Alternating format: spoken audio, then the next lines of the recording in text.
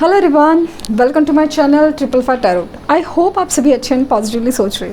तो जिन्होंने चैनल को सब्सक्राइब किया उनका दिल से धन्यवाद, थैंक यू सो मच। तो रीडिंग है इस क्वेश्चन के लिए कि उनके दिल में आप हैं या कोई और। तो जानते हैं रीडिंग टैरो के थ्रू कि रीडिंग चाहे मैं जो भी करूँ आपकी हीलिंग मैनिफेस्टेशन हो जाए, यही मेरा एक इंटेंशन रहता है। तो एक सवाल है, इट्स लाइक ना, ये थर्ड पार्टी रीडिंग है, तो वो काफ़ी टाइम से मैं करना चाहती थी, क्योंकि जैसे ना पोर्टल्स जाते हैं and full moon new moon के बाद मैं ज़रूर करती हूँ, तो इस वजह से ये रीडिंग हो रही है। रिक्वेस्टेड टॉपिक है, रिक्वेस्टेड क्वेश्चन है। तो लेट्स सी कि उनके दिल में आप हैं या कोई और।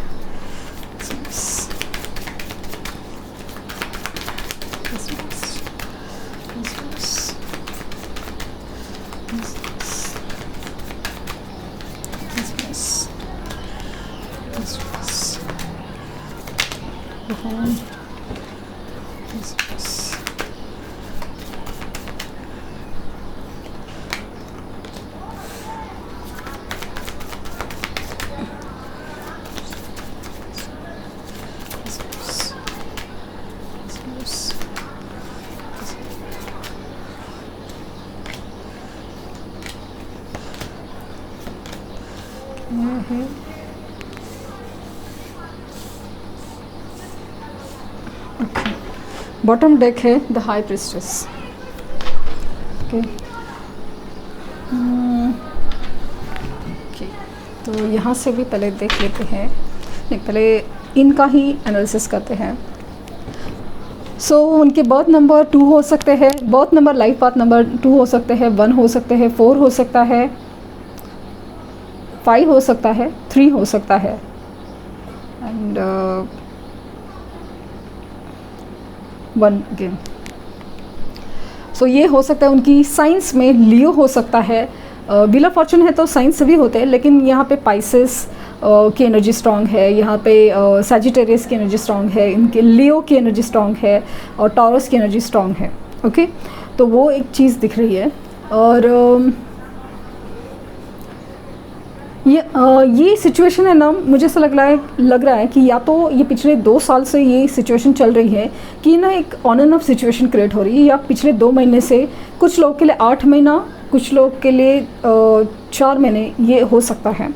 तो ये सिचुएशन है ना ऑन एंड ऑफ चल रही है, या ये प्रायोरिटी नहीं दे रहे हैं, या फिर थर्ड पार्टी को इम्पोर्टेंस दे रहे हैं, ये भी हो सकता है। पॉसिबल है कि ये मैरिड है, या फिर उनकी फैमिली स्पेशली उनकी मदर नहीं मान रही है, ऐसा कुछ रीज़न इनकी तरफ से हो सकता है। तो ऐसा है ना कि इनके दिल में आप है या कोई और। तो ऐसा लग रहा है कि रिसेंट पास्ट में इनके लाइफ में कुछ, या रिसेंट अभी जो पास्ट है ना, या फिर अभी जो सिचुएशन है उनकी लाइफ में, कोई और तो है सही, टू बी वेरी ऑनेस्ट, कोई और तो है सही, लेकिन वहाँ पे जो रिश्ता है वो काफ़ी ज़्यादा एक जिम्मेदारी वाला मुझे फील हो रहा है, जिम्मेदारी वाला। ये जिस तरह से इनकी एनर्जी में एक डिनाइल मोड आया है, मतलब आपका जो इमोशंस है समझ नहीं पाना, आपको इग्नोर करना, ये जो चल रहा है, या फिर on end of situation create करना है। क्योंकि आप मूव ऑन, चलो ठीक है, क्या इनकी तरफ से कोई फीलिंग नहीं आ रही है, रिस्पॉन्सेस नहीं आ रहे हैं, तो आप कहते हैं ना कि चलो आगे मूव ऑन कर लेते हैं, आगे बढ़ जाते हैं, लेकिन ये वापस कहीं ना कहीं से टपक जाते हैं।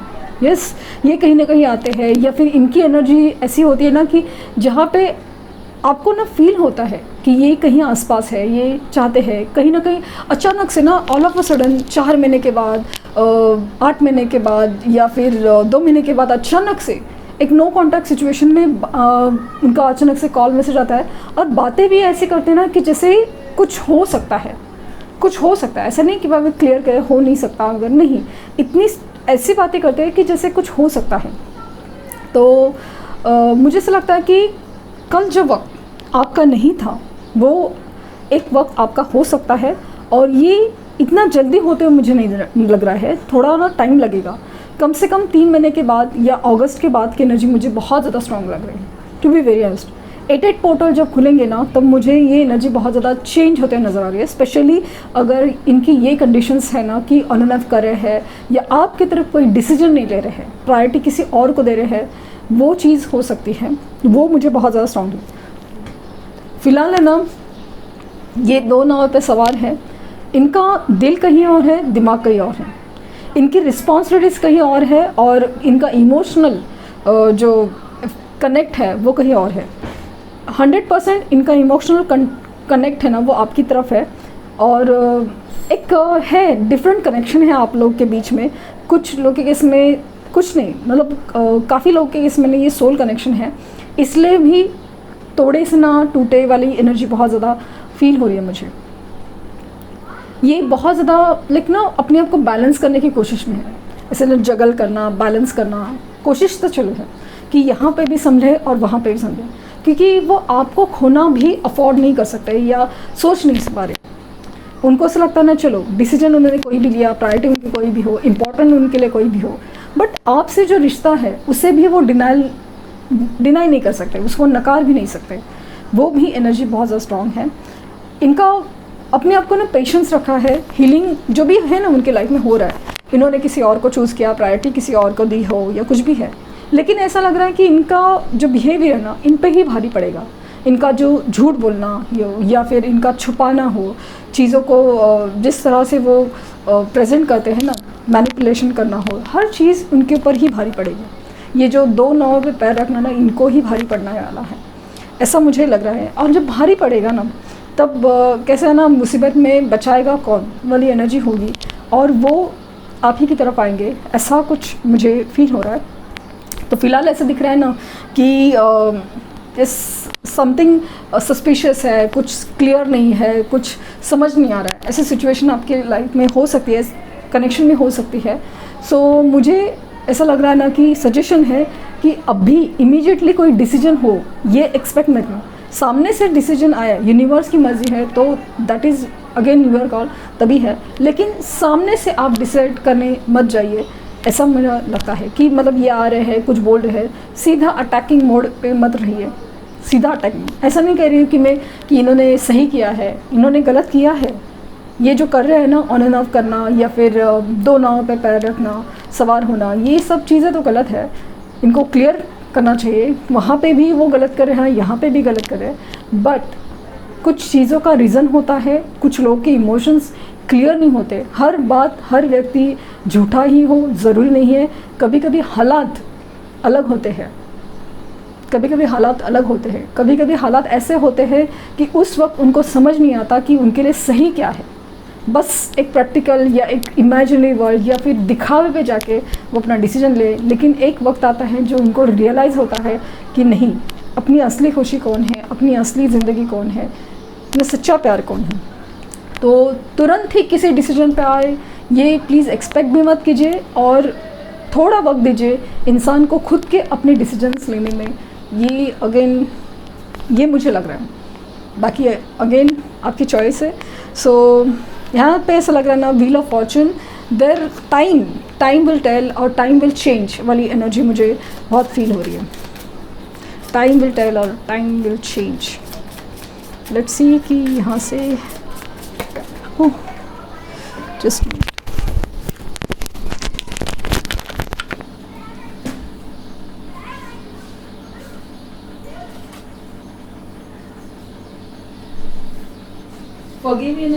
Forgiving and loving. सो अभी जस्ट मैंने आपको कहा था, ये कार्ड जिस तरह से एकदम जैसे बताना चाहता हूँ, forgiving and learning.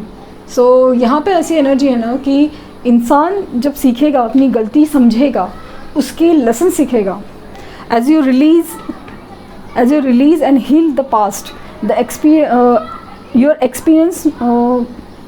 experience more love in your present moments.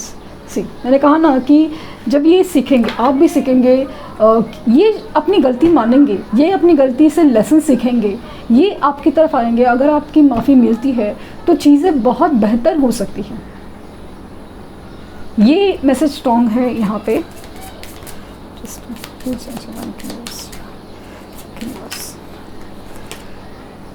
Stay optimistic about your love life. Positive thinking and faith will bring your romance. तो मैंने कहा ना कि ऑप्टिमिस्टिक रहिए, पॉजिटिव रहिए, तभी जाके चीज़ें बदलती हैं। लेकिन डिपेंड ऑन योर सिचुएशन, आपकी सिचुएशन जो भी है वो आप बेहतर समझते हैं, बट यहाँ पे जो मैसेजेस मुझे मिल रहे हैं कि stay optimistic about your love life.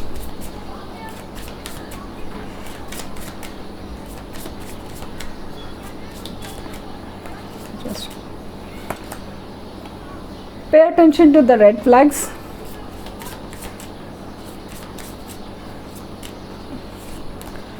and express your love. Go ahead and make the romantic gesture and pay attention to the red flags. The signs are cautioning you.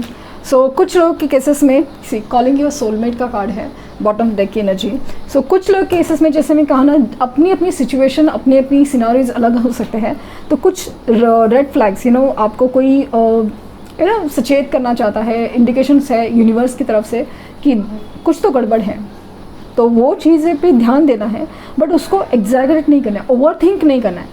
आपका doubt आ रहा है, clear कर सकते हैं, आपके decision clear कर सकते हैं, बट यहाँ पे जो मैसेजेस है जिनके लिए है और जिनके सिचुएशन काफ़ी ज़्यादा इससे मैच हो रही है, so it is like calling your soulmate है, एक्सप्रेस योर लव है। तो ऐसा लग रहा है कि देयर विल बी टाइम कि वो समझ पाएंगे कि अपनी गलती क्या है, मान लेंगे, आपकी तरफ आएंगे, अपना प्यार का इजहार करेंगे, अपनी प्यार को सही से समझेंगे, तब चीज़ें बदलेंगी।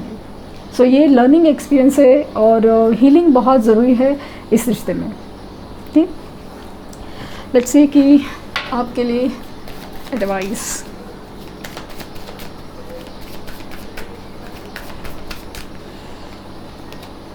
Abundance and yes. सो यहाँ पे ऐसा है ना कि abundance is coming your love life. चीज़ें बदलेगी, चीज़ें पॉजिटिव होंगी, चीज़ें बेहतर हो सकती है, पॉसिबिलिटीज़ उतनी ज़्यादा है। तो स्टे ऑप्टिमिस्टिक, पॉजिटिव थिंकिंग बहुत ज़रूरी है। तो ये थी रीडिंग। आई होप आपको कुछ गाइडेंस मिली हो। लाइक शेयर सब्सक्राइब करना ना भूलें। पर्सनल रीडिंग के लिए लिंक डिस्क्रिप्शन बॉक्स में है। प्लीज़ कोई फेक कमेंट का जवाब ना दें। Thank you universe, thank you universe, thank you universe.